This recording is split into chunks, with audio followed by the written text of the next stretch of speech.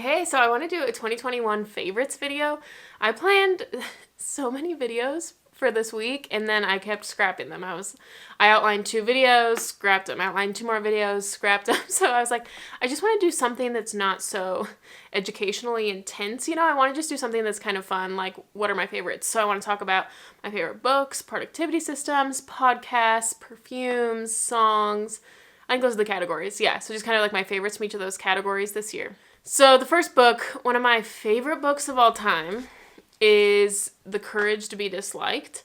I read this book this year. I read it in the spring and in the summer, and then I'm reading it again now. So the way it's set up is it's like a conversation between a philosopher and a youth.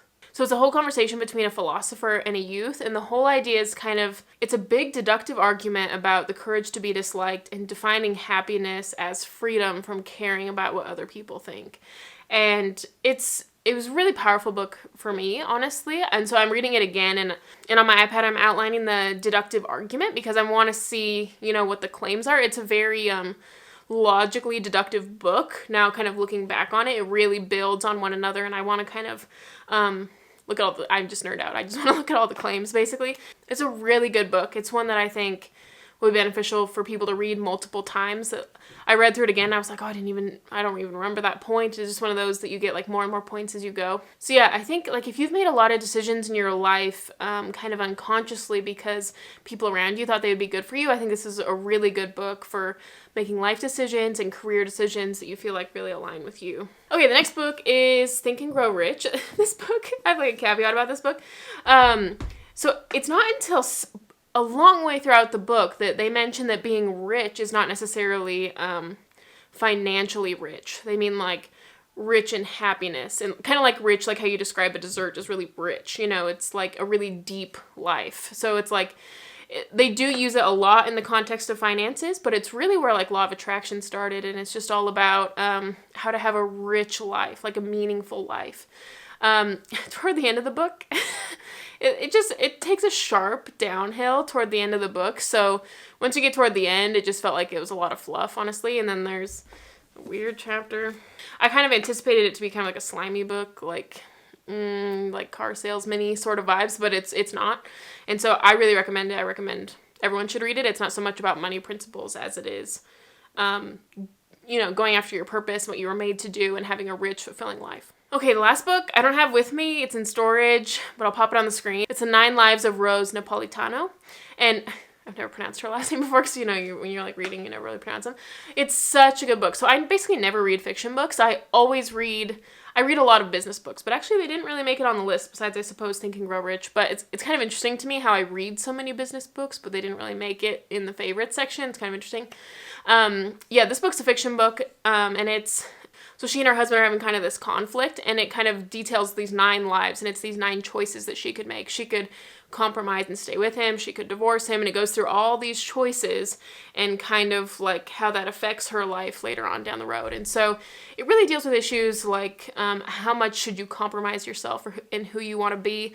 I did predict the ending, but it was so good anyways that I would read it again. Even though I saw that it was predictable, it was really good. I really liked it. Okay, now onto the perfume category. I have very specific tastes, so these perfumes are very much in the same categories. I like sweet, not fruity sweet, but like gourmandish vanilla sweet, basically, with a darker element. So that could be smoke, that could be coffee, that could be tobacco. Basically something sweet with something dark, and that's kind of my favorite. Like if you go on Fragrantica, that's a great website. If you're into fragrance, Fragrantica is, that's the G website right there. So the first one is Black Opium Extreme. So this one, Black Opium gets a lot of hate. I feel like a lot of people like it, but in the perfume community, it gets a lot of hate. The original Black Opium is a little too powdery for me. I do own that one. It's just a little too light for my preferences. I like the opening because in the opening, it's like the coffee, but then it really sharply declines and it just kind of is like baby powdery, and I don't really like that. This one, however, is more like boozy. The coffee stays the whole time. It's more of the bourbon. I think there's bourbon in there and it stays longer. I'll pop up the notes. But yeah, I like it. It's darker, it's edgier. A lot of people say that it's more unique smelling than the original. If you have both, they are pretty similar though, but they're different enough that I bought this one. The next one that I like is this one, this Vanilla Musk from Namat. It's pretty cheap. I got it at Ulta. It's just an oil. So what I tend to do is like I'll put on this vanilla oil and then I'll spray the perfume on top of it. It just like makes them last longer supposedly. This smells so good. It doesn't project very well is the only thing, but it smells great. It's like dark enough. It's like musky enough that I really like it. It supposedly smells a lot like Tihoda that Francis Kurkdjian made. I love Francis Kurkdjian. His perfumes are blended so well. He did Burberry Her. He did Baccarat Rouge 540. And he just blends things really well, in my opinion. And so Tihoda is really well blended, but it doesn't project as well, and it's more expensive, and it's not as dark. It's more of just a light vanilla. And like I said, I want something with the dark part of it. Tihoda would be good for layering, but I just don't want to spend that much money on a layering. And then the last one, I just got this size. What I tend to do is, if I can't smell something in store, I'll go on eBay and find like a 2 milliliter and I'll get that because they're pretty cheap. And so then I'll smell it, and then if I like it, I'll get the travel size. And then if I like the travel size, then maybe I'll get the smaller size. And if I like the smaller full size, then I'll get the bigger full size. That's what I tend to do because I just have so many perfume like samples and stuff that I just don't go through them. So after buying full size ones, I'm like, I'm not going to go through them. So yeah, this one, I've seen this on a lot of people's favorites list. It's so good. This one is By the Fireplace. Maybe I should take it out of the thing. Yeah, so this is By the Fireplace by Replica. It is so good. When I first, everyone went on and on about it, and so I smelled it. I sprayed it on me. It smelled just like straight up smoke. Like, you know when you're out at a campfire and your hair just smells like smoke?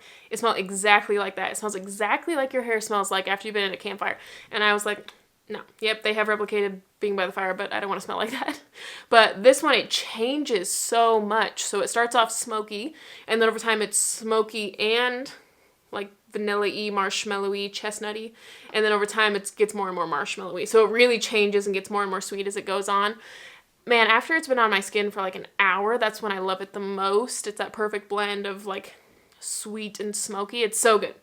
I haven't found anyone who doesn't like the smell of it, except for if they only smell the beginning. At the beginning, it truly does not smell that great. I like it now, just because I've grown accustomed to it, but on first impression, I did not like it. Okay, my next category are some daily habit things. So the first one had to be the Happy Planner. It's so good. I just love this disc system. I put so much stuff in it. I put extra stuff in it. Like for a while, I was putting my own budgeting sheets in here, and I just put all sorts of stuff in here and compromise. I put some like goal setting sheets in here. I just like it because you can pop pages out, you can put pages in, so that's why I like the Happy Planner. They have a lot of different layouts also. I personally like the time blocking layout, but they have, you know, all sorts of different layouts. So yeah, Happy Planner's been great. I have loved this. This is my second year in a row using it. I bought it for 2022, and I've never done that with a planner before because I just love planners so much that I just love to try different ones. But I got this 2 years in a row, so that's how you know I really like it. The next one, this really carried me through the beginning of 2021. You might have seen my Set Systems Not Goals video, and I talk about this. It is really good. It's such a good, it's just a little journal. I'm basically through it, but here's an empty page back here. So you write down 5 things you're grateful for, and then the 10 dreams that you made happen. So you kind of like outline your dream life. What are 10 dreams that you have? And every single day you write down your dreams in the past tense as if you already had them. And it just is so good at focusing you and motivating you on the bigger picture. You can honestly just do this. You could, you know, Rachel Hollis has talked about, you could just do this in a regular journal. She doesn't care, but I think this was so motivating for me, especially at the beginning of the year. I used this a ton. I do recommend people get this. And then the last kind of daily thing is this 5-minute journal.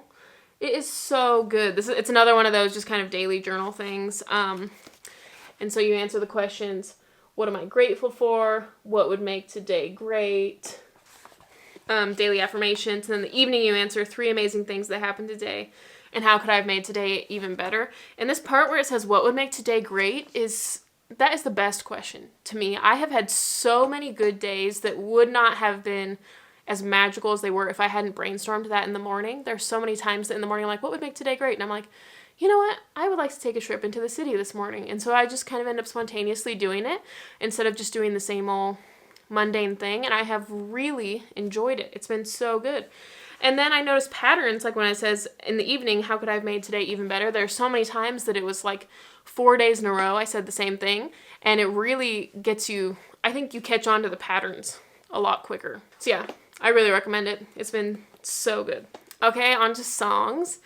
This is one that I found once I moved up here to live with my parents. It's called Real Life Sucks with an X, a little cheesy name.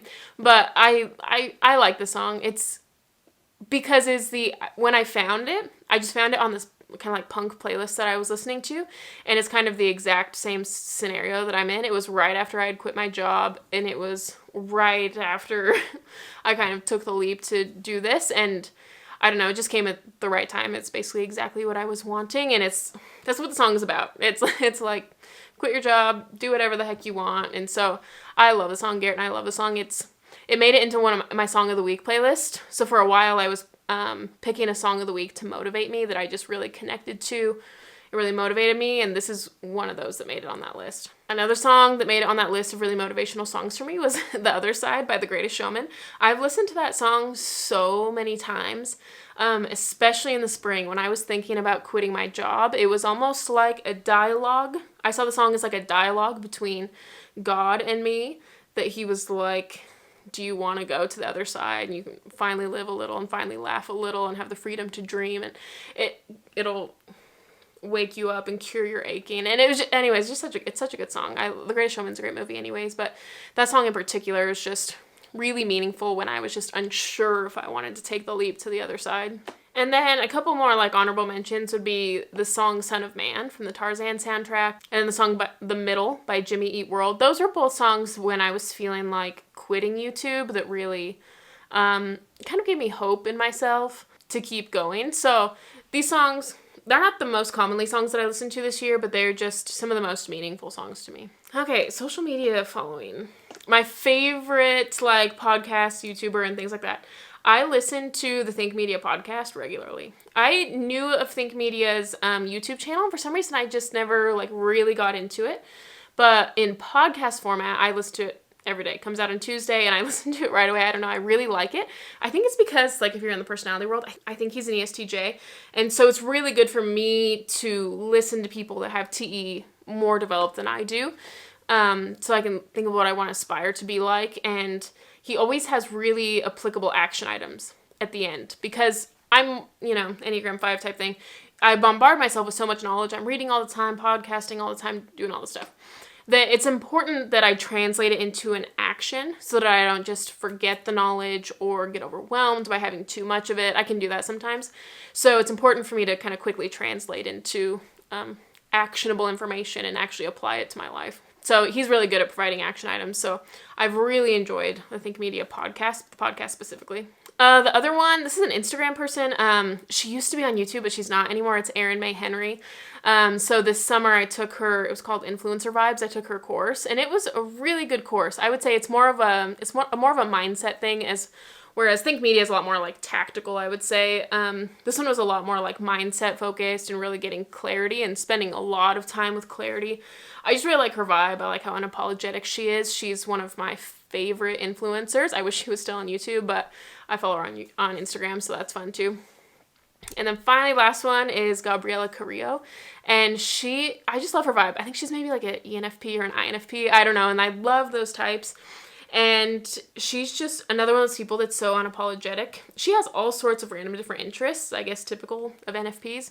And she's into astrology and perfume and like being an actor, which I don't relate to that at all, but it's just interesting. Mostly just like her vibe, I suppose, and just how just unapologetic she is. I love when people are real and authentic and very unapologetic.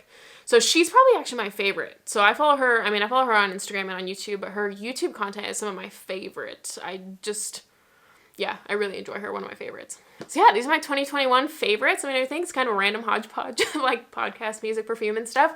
But thanks so much for watching. I really appreciate you guys being here. I really appreciate all you guys that bought the vision book. That really means a lot to me. I'm really grateful to everybody who bought it, everybody's great feedback. I've heard a lot of comments, people saying it's incredible. They shared it with their friends, that you've made so much progress on your goals already. It's impacted you so much already. And so I really appreciate all those comments. That means so much. Thank you so much for purchasing it. Thank you so much for watching this video, guys. I'll see you in the next one.